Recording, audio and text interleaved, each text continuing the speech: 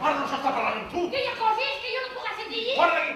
Un gran repartiment, inclosa la jove Laura Aubert, per a qui segurament hi haurà un abans i un després amb aquesta obra, treu petroli al divertiment goldonià de Els Fréstecs. Un pols dialèctic entre quatre caps de família burgesos, conservadors i intolerants, i les seves dones, representants d'un vitalisme renovador. Els primers, els feréstecs, acorden un matrimoni a cegues entre dos joves que les segones no estan disposades a acceptar. Cony, quan se caso?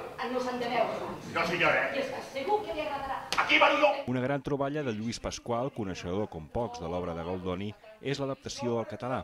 Goldoni va escriure en un venecià florit i el director considerava que al català central li manca color.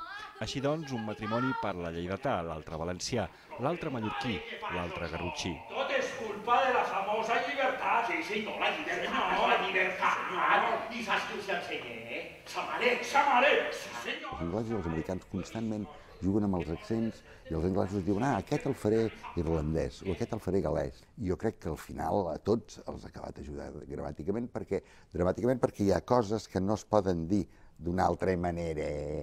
La posada en escena, amb un espai per al públic, amb sorpresa inclosa, és per la sobrietat una mena d'homenatge a Fabià Puigcerver, creador de la sala.